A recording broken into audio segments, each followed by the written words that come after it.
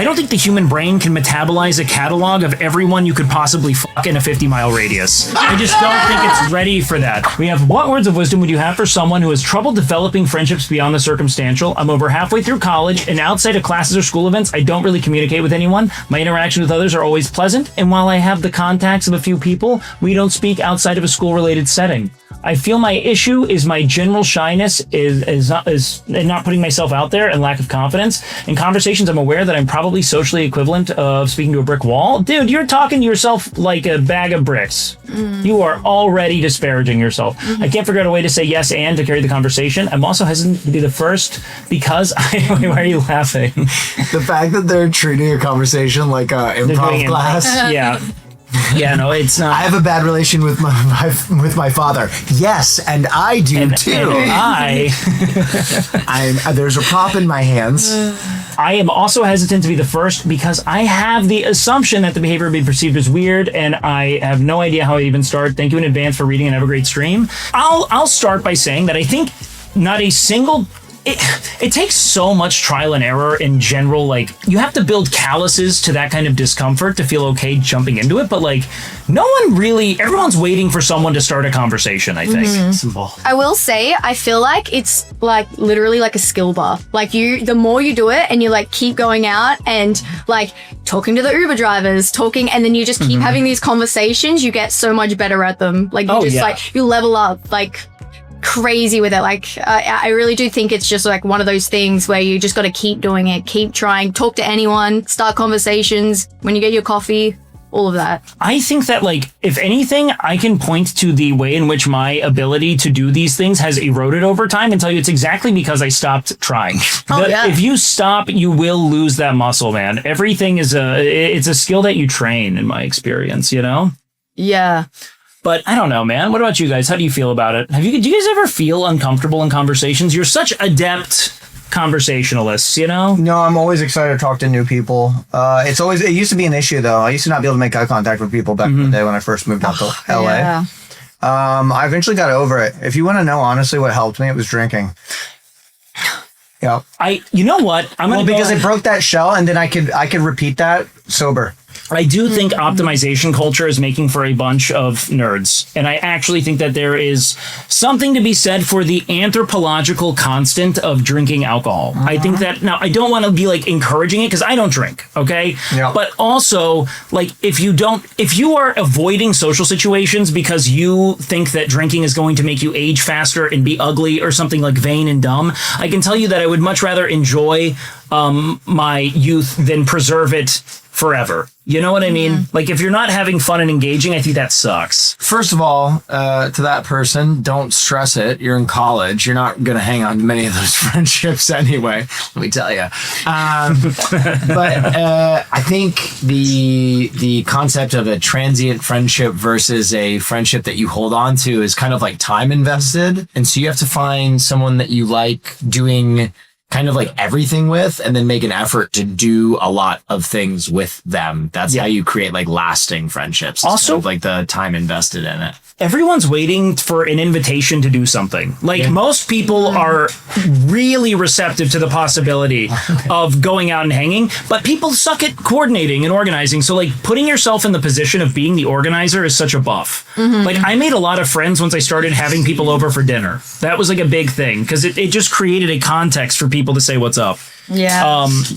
So build out a hobby and invite people along, and if they say no, they're not going to be like, that's weird, why would you want to hang out with me? That's not, people aren't that dumb. Yeah, you know? No one thinks that. No one is as dumb as your inner critic is. You'll also find out that most people are probably going to be willing to talk to you.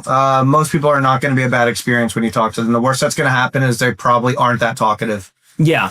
And then you can move on. Does anyone have any other insights into this one? I feel like this one's kind of, to me, it's open and shut because it's like, look, it is a self-perpetuating issue. If you avoid building the skill of breaking the ice and being sociable, it will continue to not develop or even decay. Everything takes effort. Everything is a muscle. If you stop providing stimulus, it weakens, you know? So don't let it atrophy. What if you always put in effort but doesn't reciprocate? Well, do you move on? Fuck those people. Yeah. You know what I mean? It's not a you problem. A lot of people also are allergic to going outside. Yeah. Sometimes it just gonna be like that.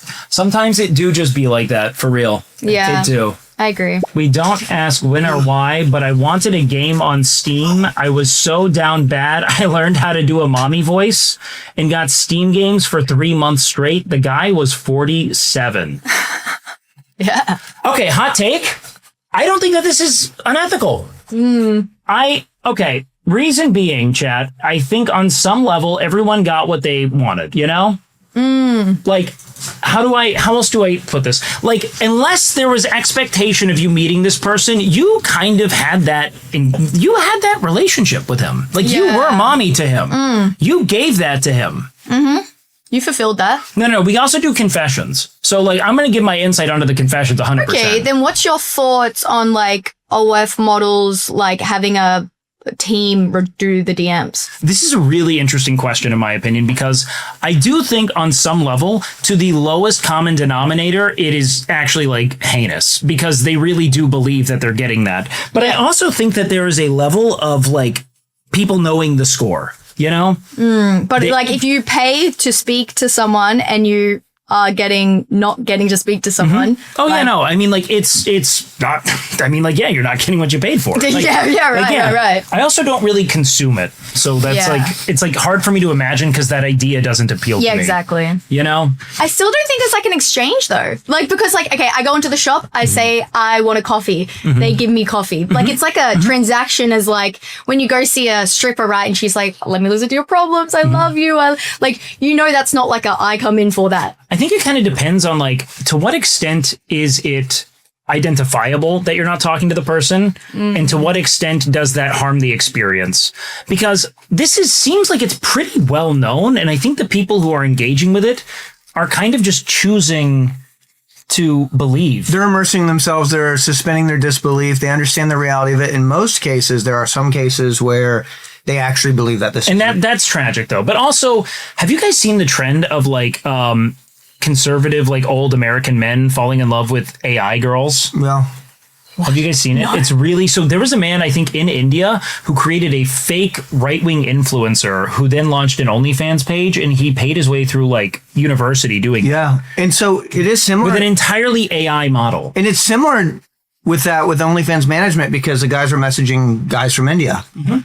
So you can suspend your disbelief and say, oh man, she wants me to have that pussy so good, but it's an Indian man. I really want to do a kind of like a meet cute rom-com in the style of Her, but it's about an Indian man falling in love with a gooner in the United States, interfacing through the facade of like some online influencer, you know, and actually falling in love. Yeah. And then being like, drop the act. I want you. You know? Yeah. It's like a real, like it's a triumph. Drop the facade. Yeah. Just tell me. I want Praveet. Just say it. Yeah. Get rid of all this. Yeah. I'm ready. Show me who you are. I think that would really work. So let's see. It says, I do want a relationship with someone someday, but I'm hesitant to actually approach anyone I find attractive. Many of the women I know have shared some of their horror stories about their experiences with men and are understandably wary of them in general. So internally, I feel like I'd be bothering them or making them uncomfortable if I just started chatting them up and maybe asking them out if we have chemistry. I'm also a decently large guy who's on the spectrum, so that complicates things even further. So what I'm struggling with is, what's the best way to approach someone you find attractive as a man without giving them the ick or making them uncomfortable? Well, let me as a man tell you this, okay? Ali, do you want to take this one? I honestly, I actually kind of understand what you're saying. Like, I genuinely like would sit there, and if someone already isn't comfortable in that and would be like, you know what, I don't want to make a girl uncomfortable. I don't want to like overstep. So I actually understand completely where you're coming from. Without giving them the ick and making them uncomfortable, I think going up to them and giving them a genuine compliment, like not like one that's like, oh, you're hot. Or like, nice tits. Damn! You know, like that's probably not. What if it's genuine? What if they're really nice? I think this works a lot. Just going up like this and just going. Golly, are you a sight for sore eyes, girl? Yeah, my friend. Oh my god! You're gonna have me acting up. My friend had a method that was really interesting. He started driving. Method is the craziest. Yeah, he started driving Uber, and he would demand the attractive women ride in the front seat with him, which is come on, baby. It hasn't worked yet. Can I just say, the first time it happened here, I actually said yes in the end because I didn't know, I was like uncomfortable, and so I got in the front seat with him. them. And it wasn't actually bad in the end. By the way, nothing happened to me. Just saying, they did get me in the front seat. I just wanted to say, and I went, okay.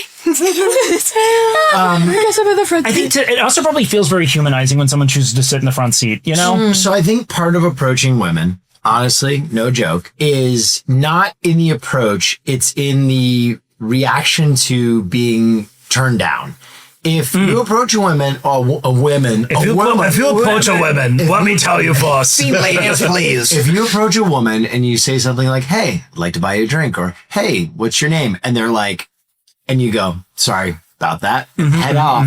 There's no harm, no foul. Yeah. I think it's the problem is most men, when a woman's like, I'm actually not interested, or I have a boyfriend, they're like, why lesbian bitch. Yeah. Also, Hey, cunt wasn't interested in you anyways, ugly. But I do actually feel like, right, if you... Oh, I love the sorry after the vlog. I apologize. No, but like coming I up... lost control. I'm sorry, folks. I lost I'm control. sorry. But like coming up and saying like, oh, like, what are you doing here? Or like, hey, like, are you from here? And actually just bringing up a conversation and then saying something like, maybe like, oh, wow, I really like the way you did your eyeliner, or like something they decided to. So like, instead of like, oh, wow, something that they chose, like maybe they did their hair in a cool way. Hey, I really like the way you did your hair, by the way. Or I really like, oh, those like leggings you put on, they look really cool. And like saying something like that, because I'm going to say when men come up to me, we probably have like 20 seconds where we're assessing danger. Like, am I in danger? That's so sad. And no, it is. And like you and Where's the exit? like Do if I I'm have my in taser? a dark alley and you're coming up to me, probably not the time. Yes. Wait, You so know what? walking up and going, I've been following you on social media for some time now. You don't know who I am, but I know love a your lot content. about you. that fails the fear factor. Honestly, that wouldn't actually bother me because I'm a streamer, so I'd Okay, probably be all like, right. yeah, well, thanks. But Like, now in a like- dark alley. Yeah, What if that's they're not a streamer and they're a normal person, and then you say, yeah. that? See, that would be more of an issue. See, I've always been of the mind that, and this is something I kind of, I guess I learned this from like my sister more or less, but like if you compliment something that someone has control over, it's less reductive, right? But also if you're able to walk away after that compliment, I think that's a really important thing. Being willing to, in fact, if you find yourself uncomfortable, like for this chatter, what I'd say is like go out and like compliment men, compliment women, get comfortable telling people what you appreciate about them that they have control over, and you will start to like know what it feels like to give appreciation without expectation of reciprocity, and that'll make actual flirtation a lot less inorganic and weird. I also read something was going through. Someone mentioned that they like when they are given notes with like a number and like or something like that at a coffee shop because it felt safe to ignore. I think that's a pretty solid tidbit as well. I think that that's like also on, you know, the more like as far as passivity is concerned, that's like definitely closer to like very, very, very passive. It's like an idle attempt, but I think it can still work. Yeah. Yeah. I just find that like exactly like someone's like, oh my gosh, they're really cool nails or something. I'd be like, oh my gosh, yeah, I did them. And it starts as like more of a happy conversation, like, and just talking. And then also they're not standing too close. Like they're just standing there and like you have ways to get out. Like if they're like pushing you up again and you're just like, oh, wait, about things that they can control. So that's why they didn't like talking to me when I said, you have a healthy weight. yeah, that one didn't work. They always just stopped talking to me. And I thought it was just like they were upset about it. I want you to know you don't need to get on Ozempic. Everyone's doing it. You don't need that. How do I escape a cult is a crazy one. That's big. How to escape a cult? I'm going to be honest. I don't believe you. Straight up, you want to know why?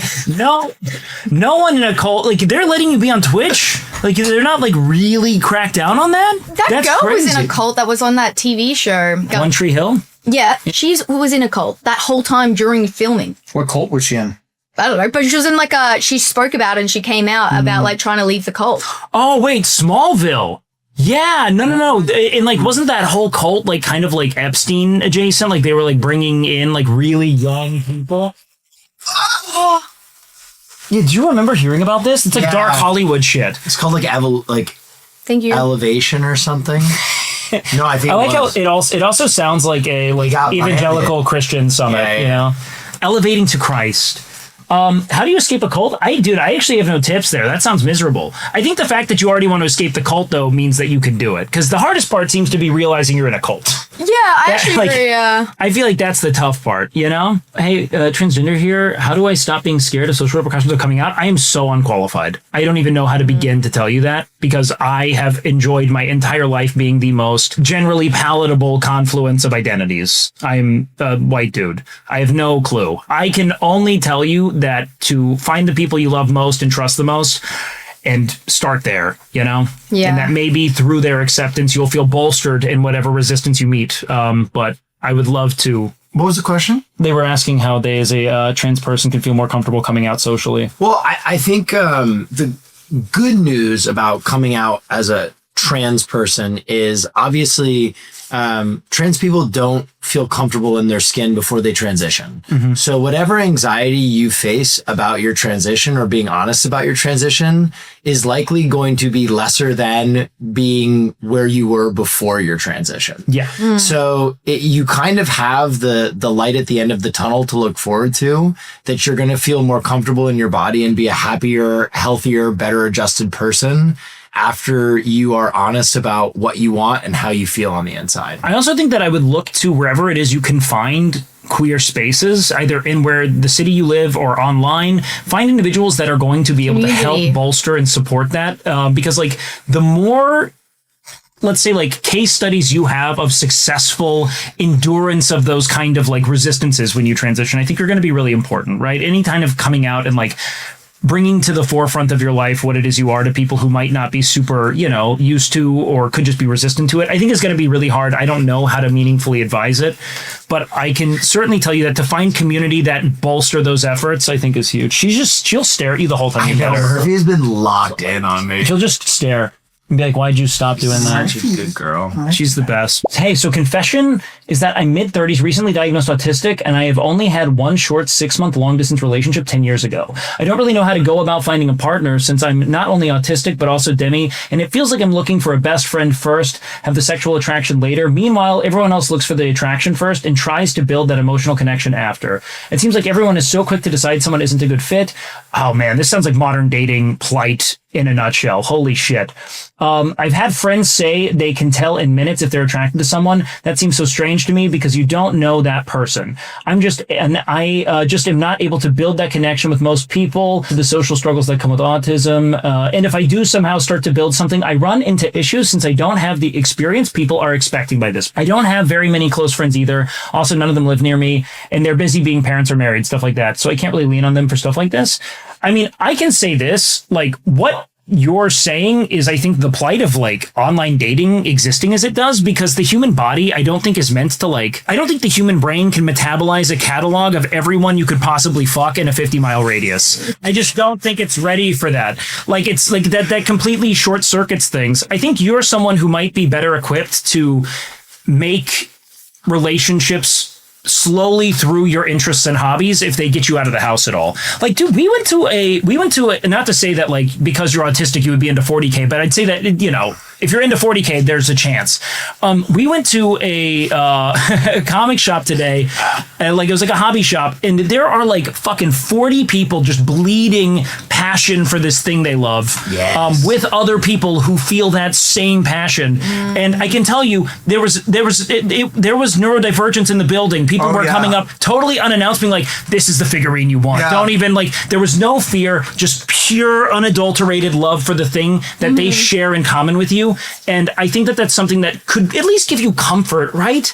Like, it's not going to be easy because you are up against a world that is trying to reduce everything down to what's most immediately ascertainable or palatable. But there are a lot of individuals who feel similarly, who grow in their attraction over time, and who are looking for people who echo that. So I think going out into the world, not on apps where it's biasing people who are just trying to bang, you know what I mean? There's probably a community for people like you who have the same interests, and you will be surprised how easy it will be to meet and talk to people and share the same interests. So you even already break the ice because you already have the same interest. Yeah. I agree. There's a lot of data that actually autistic people have a easier and better time making friends with people that have their same special interests that they do. Oh, yeah. So leaning into your special interests is going to help a lot. And then also as a demisexual person, you have to think of that as a superpower, because attraction is actually a huge limiting factor for most people, where people that they need to connect with romantically have to like clear some kind of threshold of you being physically attracted to them. Whereas as a demisexual, you basically can approach the entire human population with an open slate. And then if you develop romantic attachment, then those romantic and, sexual feelings will develop because of your demi nature. Yeah. Or that's usually the case. You also have to think, I think that's kind of a superpower in this instance. Wait, that's 100%. actually such a good point. Like, because you hear so much people being like, oh, I like him, he does all this, he does this, but they're like, or they say like, I'm just not feeling it. Like, I I look at them now, I just don't feel that, or like see that, kind of like, they're not attracted to them. And I also think it's worsened by the way in which the concept of what attractive is or isn't is being increasingly like refined and kind of like caricaturized via social media, and like the process of curating the aesthetic of self and how like digitally and cosmetically augmented things have become. It's like, dude, like the idea of what a human looks like has changed so radically, it is almost uncanny. Like there is like an Instagram face. I mean, like, more than anything, the idea of what people can even become attracted to due to how they've been conditioned socially is getting increasingly untenable, right? So you might exist in a world where there's a subset of people who are such ravenous consumers, they've lost touch with what it is they're really moved by, but that wouldn't be the right fit for you.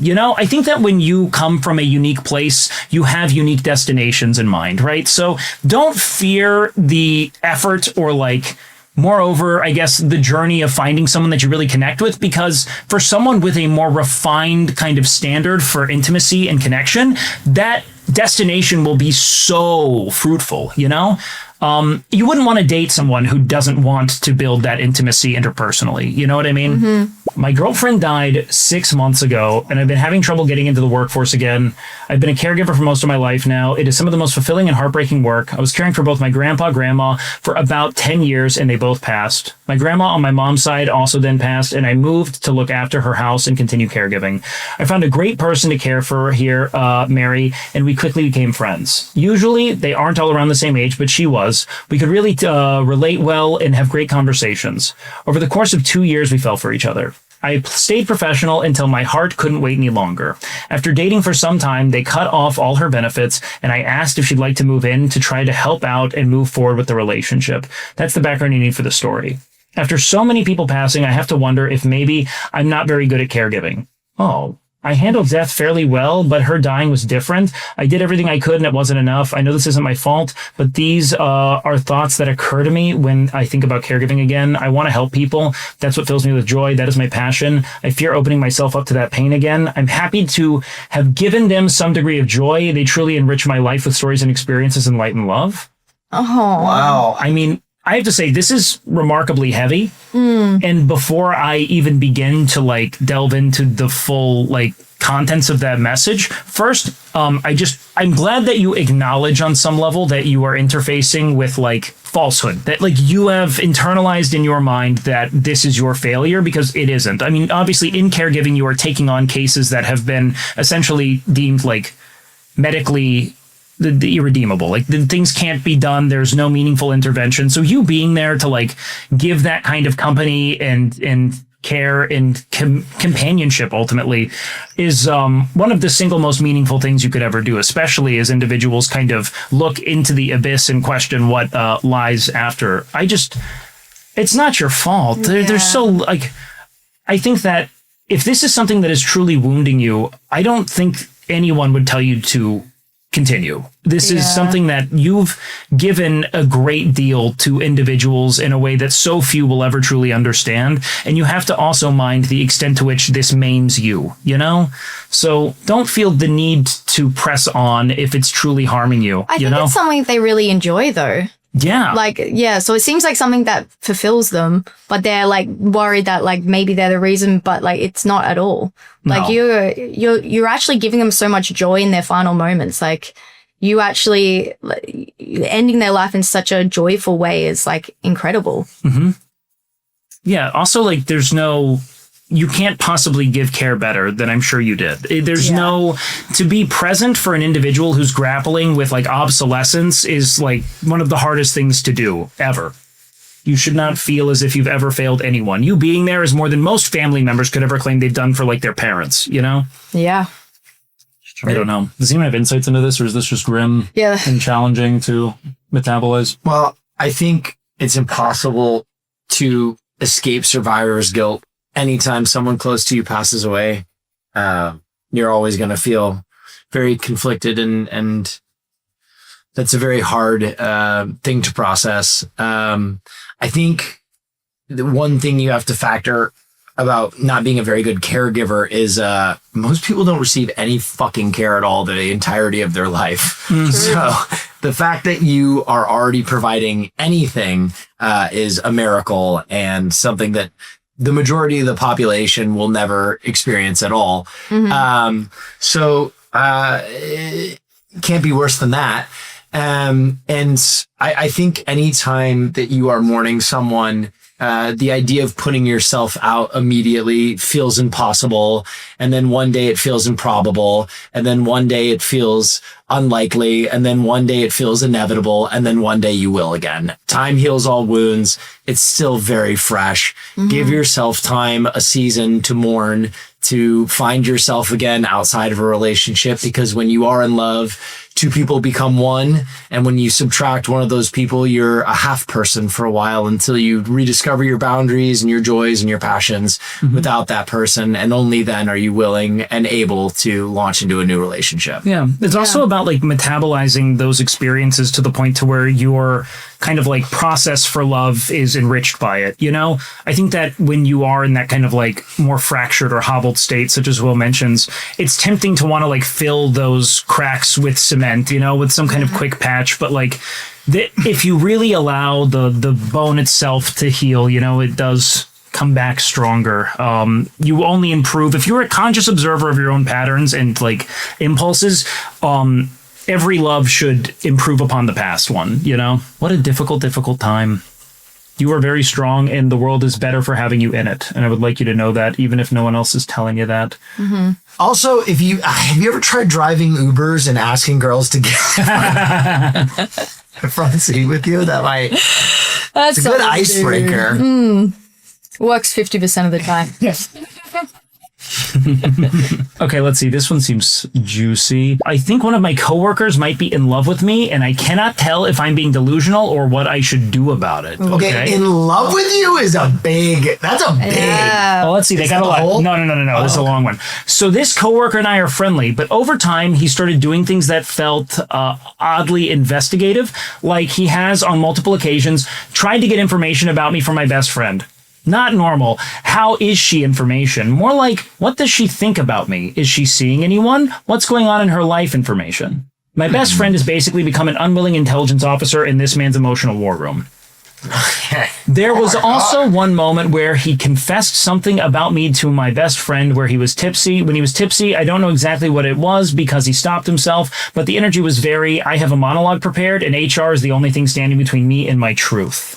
Damn. And apparently, he has talked about me to other coworkers too, because he admitted to me about how, and quote, they've clocked him on something, and he refused to tell me what he was clocked on. Okay. Wow. And those coworkers have become more invested in my romantic life, which is when I started getting suspicious because why am I suddenly a recurring character in conversations I'm not present for? When he found out I was going on dates, he got really depressed. Not just mildly weird, not just oh haha good for her, like visibly sad, withdrawn, emotionally injured by the concept of me eating pasta with another man. He also wouldn't tell me that he was going on dates too. Okay, really? Oh, he wouldn't really tell you. Okay. The biggest thing though was that he asked me to be his +1 to a wedding. What? Oh my God. Because he wanted me to meet his friends as I'm new to the area. And I want to believe that's genuine because on its face, that's a kind thing to do. But also, a wedding feels like a weirdly intimate event to bring a random coworker to. Because it is. If I were the bride or groom and someone told me they were bringing a coworker, I barely knew about, I think I would immediately wonder what the situation was. So I guess my question is... Okay, pause.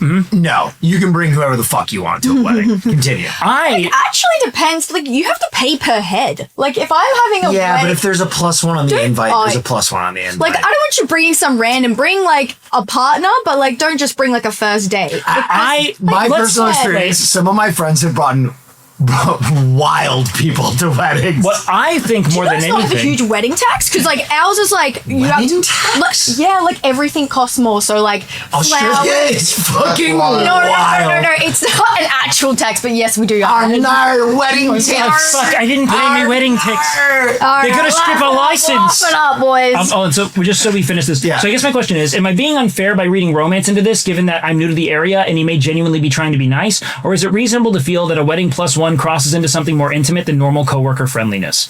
I would go as far as to say personally that... There is a huge missing piece of information on this. What do you think? Are you into it?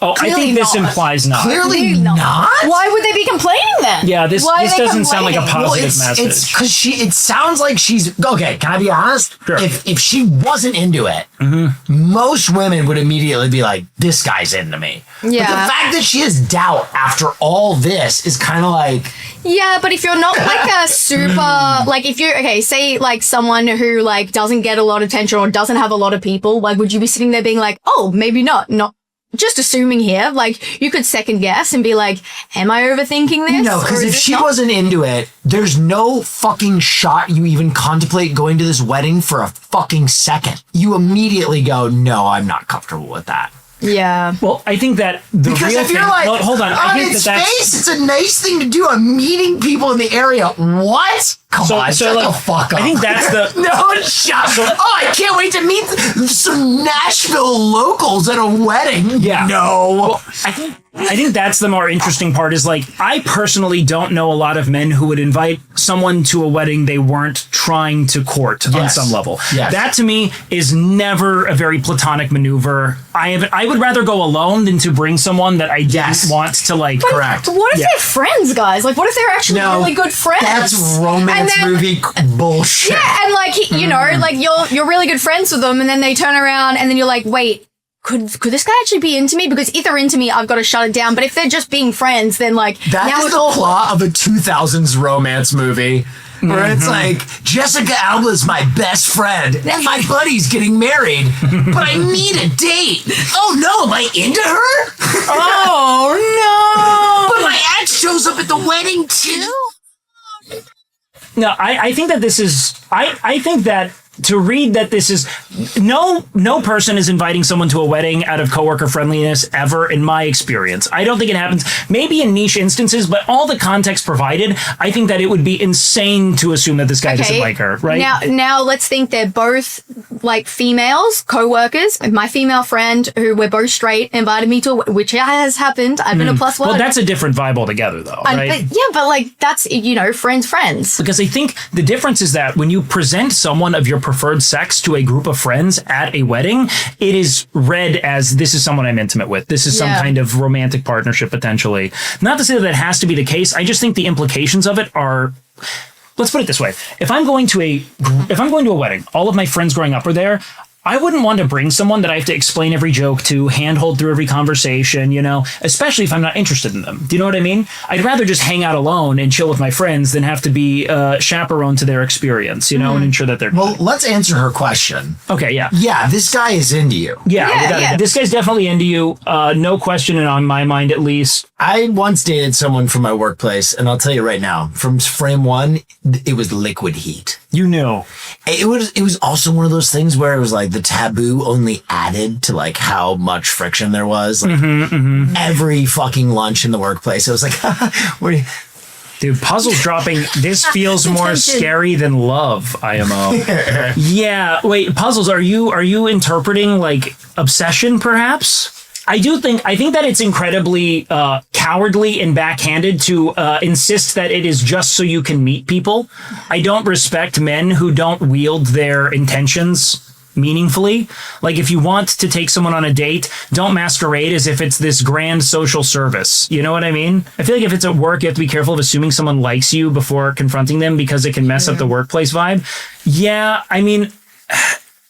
Well, it's all right. The workplace vibe has already been messed up because this individual is going around asking this person that they work with and spend time with every day how they feel about him and like what's going on in their life. Probing. So that's already kind of crossing a boundary of that workplace environment comfort level.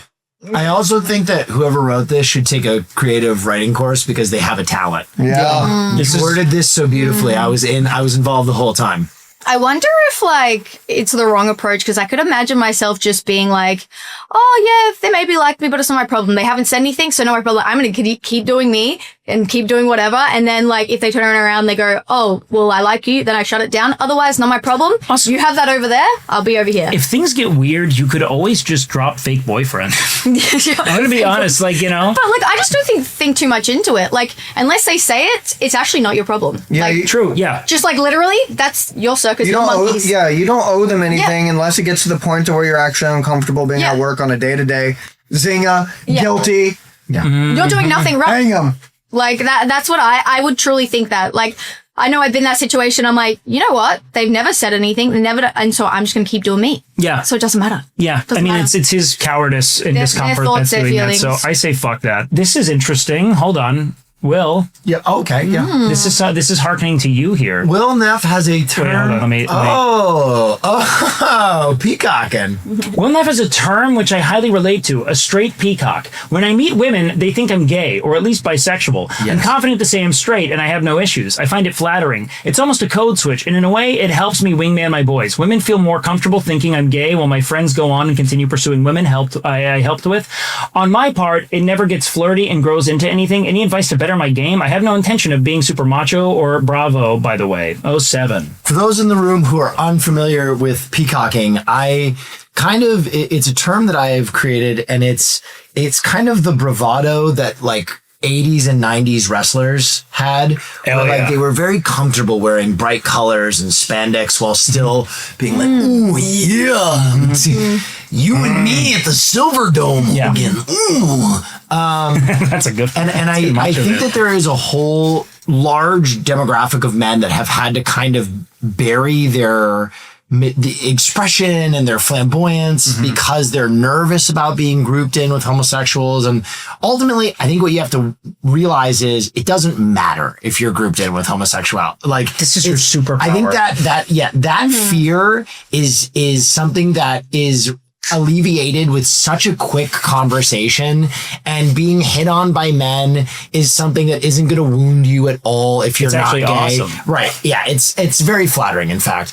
And I'm going to tell you right now, to all the peacocking men out there, if a woman asks if you're gay, it usually means that they want to know the answer, which is your immediate inroad. So if you're talking to a girl and she hits you with so are you gay? You can fire back, do you want to find out? Or how about this? Not for you. I think it's one of those things where it's like, I hope I can see more straight guys expressing themselves in meaningful ways that potentially do feel taboo, because you'll feel like a happier, healthier, more complete person. Yes. And that kind of energy will draw people to you regardless. And I think that kind of magnetism will bring good things to your life. There's also no greater green flag than being a little gay. Like, I need to say this, like, it's truly, I think that it is disarming. I think women it's also love allies. Oh, sorry. So like, you're probably better dressed than your peers, have put more time and effort into curating a, physical presentation. You definitely eat pussy. Yeah, you're listening. Well, because there's nothing more attractive than owning your own shit. And if you own it, there's absolutely nothing wrong with it. If you're under the circumstances in which a girl that's like, you're a little too gay for me, then that is not a girl you want to be like dating. I also think you're talking to three dudes who have probably endured many of these allegations over the course of our lives. But I also feel like those are the safe men. Like I will only talk to safe men. Like I only want to be around safe men.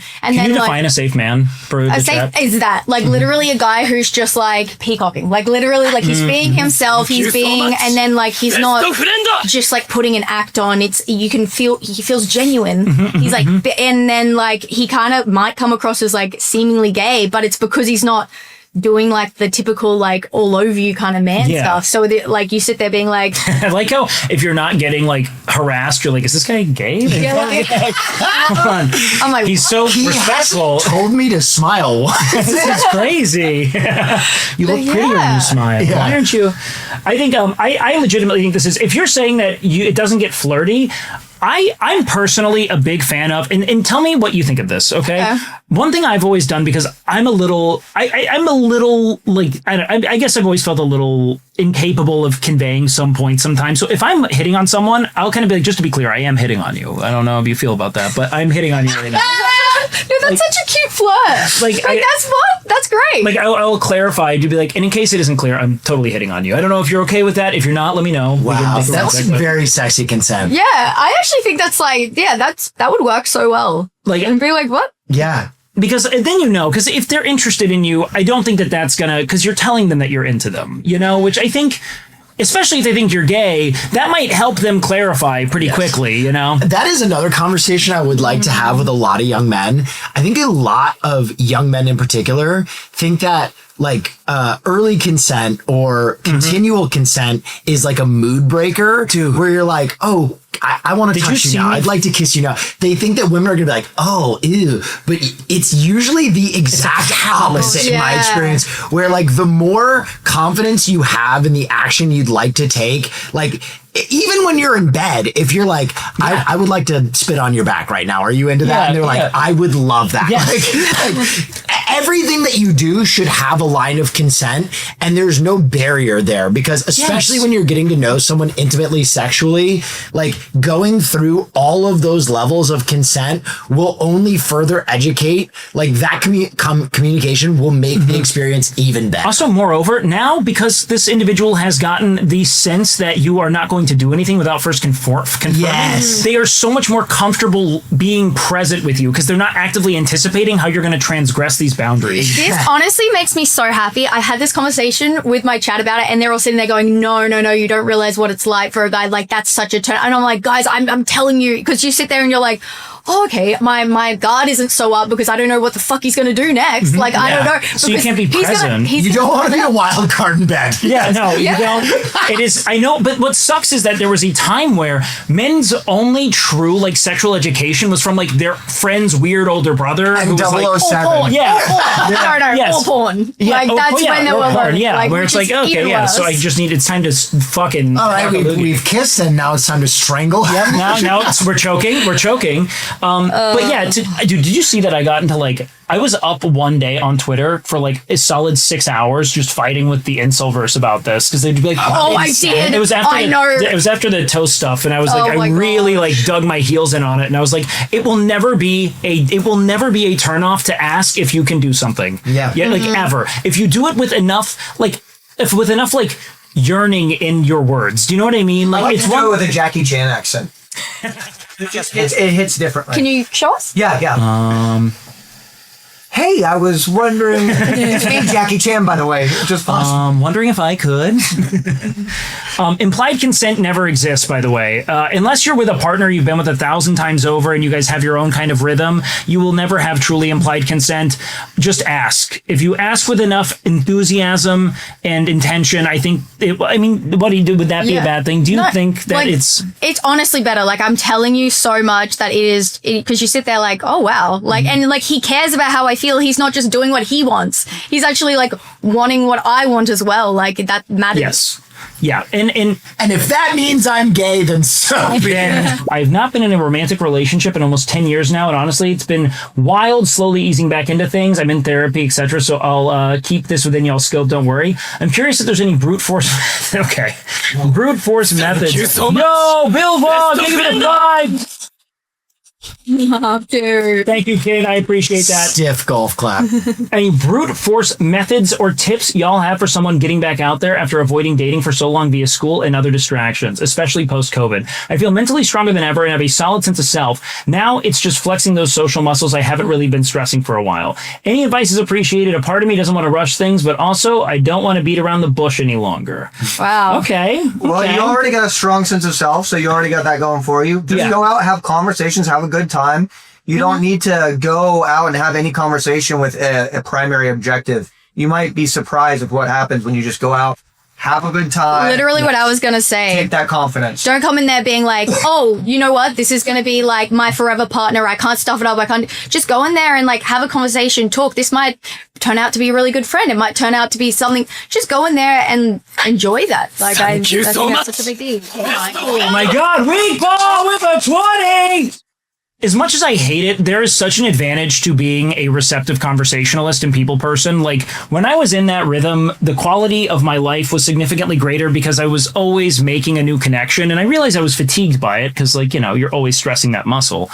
But to really go out and challenge yourself to make new connections is the single greatest thing you can do for yourself. It doesn't matter how old you are, you will catch on quickly. You're made for it. You're a human being. And then it's going to be so much nicer to talk to like anyone, especially people you're into. I will also say, even if you're not confident in it and you're like nervous, like, oh, she's going to think I'm a loser. I actually find like a guy that I can tell is like nervous and he's trying and like he's into it actually so cute. Like, so like not cute in a bad way, like actually attractive. Oh, like, sorry. I make you quiver? Like, Yeah, that's like- so, that's hot. Oh I my like gosh. that. I'm like, oh, they're nervous. They're not sitting there just dating every woman. They're not just swiping numbers. They're sitting there being like, oh, they're really into me. That is one of the most attractive things. So like, even if you're not feeling confident there, like there is still that side too. Unless you're the Uber driver. Yeah. Yeah, unless. Well, I think to be a bit nervous, too, wait, they picked up nervy. We've been really loving our Aussie lingo because Will's the one who put me on Australian television, by the way, because he's an Aussie Australian survivor. Survivor. Oh yeah. Greatest show ever made. Love it. Look at Navi. Do you watch any Australian Survivor? No. That's hard. Nor. Oh yeah, Dees. We picked that one up. So I just Stuff it up, Dees, throw a spanner. Yeah, it's a lot of Dees. My chat told me that it started to infect your Discord because this one dude says Dees on this season, and it's his thing. He loves that. I think that yeah, it's really funny though, because I didn't think I would ever be in a position where I really resonate with this, but I need to tell you how quickly you can lose it because like I used to not fear people, and now it's like every interaction I have that I'm not like sufficiently planned for is like very overwhelming. It just feels so disarming to have someone like be so real in their emotions. Like if they're sitting there nervous, I'm sitting there going, you know what? Like this is just chill. Like we are like so comfortable with each other. I don't have to perform. You don't have to perform. And you just like, I don't know. I actually find it like very endearing. Also, like the quicker you can strip away all of the like artifice, you know, the quicker you're going to actually find real companionship. I think that we waste so much time trying to curate an identity that we think is going to be attractive, because then every day you have to engage with this person, you're going to be worried about that identity being intact. Like the quicker you can strip it away and just talk about your weird nerd shit and the things you find fascinating, the better, because you're not going to run forever, dude. Eventually it's going to come up, you know? Exactly. At least that's how I feel.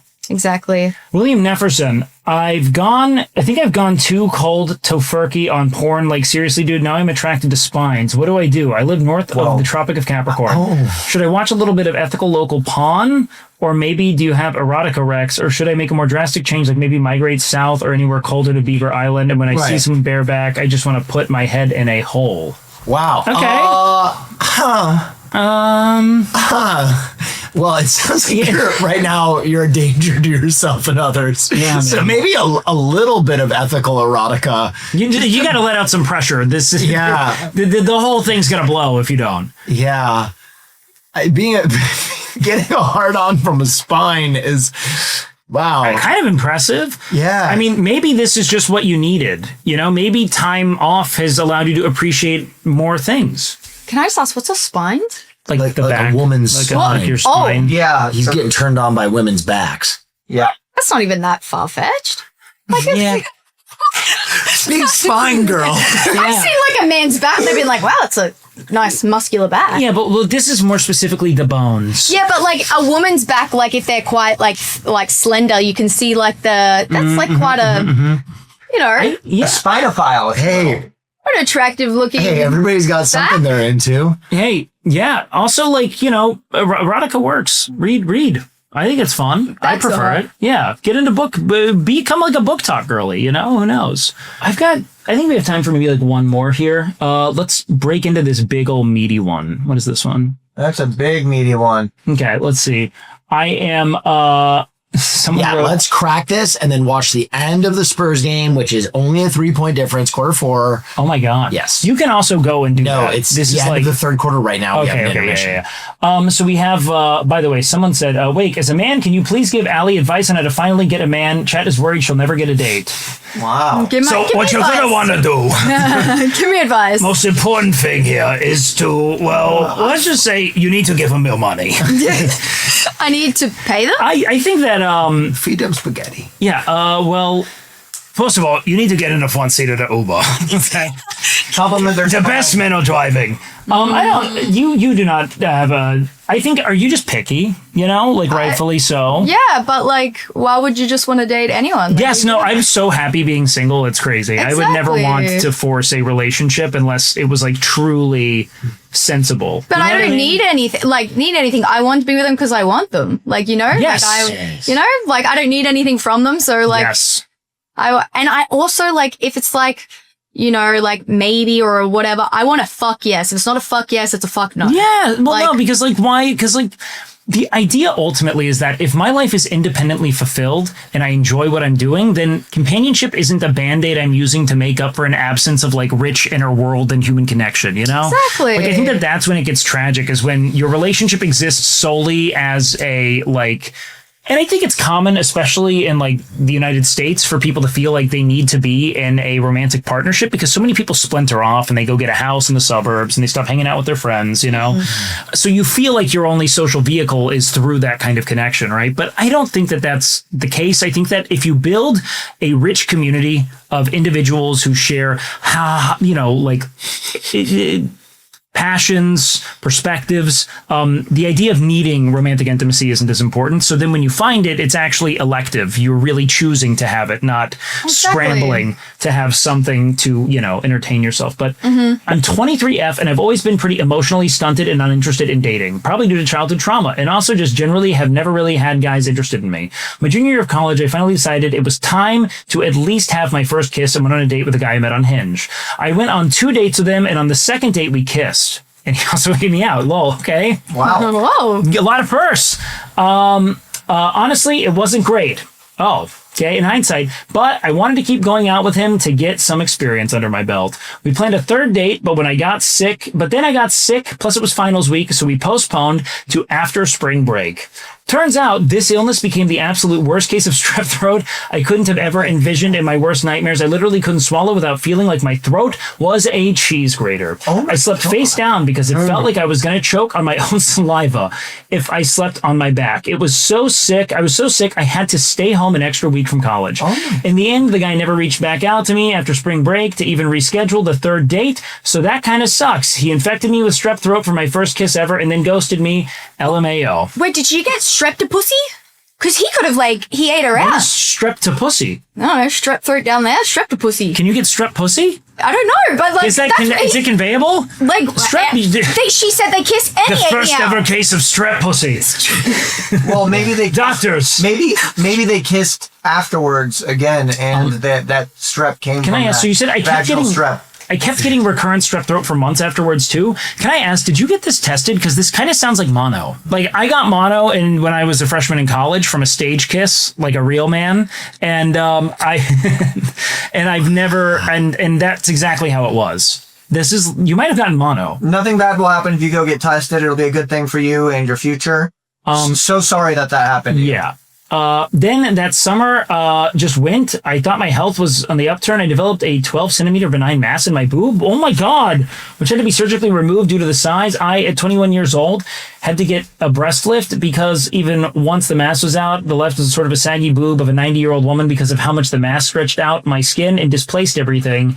Now I just have all these scars on my boob and strep throat trauma. I don't think I'll ever go out with a man again and commit myself to a life of abstinence, LMAO. I don't really have any advice or requests from this, but if you want to give any unsolicited advice or psychoanalyze me, I am welcome to that. Damn. Okay, well, I want to say that might be one of the worst first kisses. Jesus. That's terrible. You know, this happened to my friend, but she kept seeing him and she's like, I think he's giving me strep, because she kept getting strep throat. But like every time she saw him, she'd wake up the next day with strep throat. And then it got to the point where I was like, I think you got to stop seeing this guy. Like, I was like, I think it's him, because like at what point? And then she stopped seeing him. It went, she got strep throat every time she saw him. Oh my God. Like, it was wild. Oh. That might have been That's some dirty dick. something a little bit. Yeah, that guy is unclean. Like There's like no doubt in my mind. Right. That is an unclean man. Also, I just want to say that right now, just because we had this pulled up, it is only $1,500 to fly to Tasmania. I want to let you guys know that right now, if I wanted to fly to LA tomorrow, it would be $860. So no one's in Tasmania. What? Mm-hmm. No. Wait, yes, I've dude. got to go to I LA. booked a flight to LA tomorrow for $200. No shot. That's Yes. crazy. Yes. Maybe it was. I assume because my flight to Vegas was like $800. That's crazy. Yeah. Well, round trip. Not cool. Her friend. Okay. So I would say this. You know, I don't blame you. That's a tough one to get back on the horse from. However, not everyone is going to give you recurring strep throat and a benign mass in your breast. All of those, that is a crazy string of coincidences that really have nothing to do with it. And I'll also say, do not panic about the scars on your boobs. Men are so happy to see boobs in any form, and they will certainly be overjoyed at what is in front of them. This is true. Like, there is no such thing as a bad boob. There are a endless medley of men who will do nothing but weep in joy. I'm going to watch this basketball game. Go watch the basketball game. So excited. Go do. I hope your team wins. Neither one of mine are my team, but I'm still excited.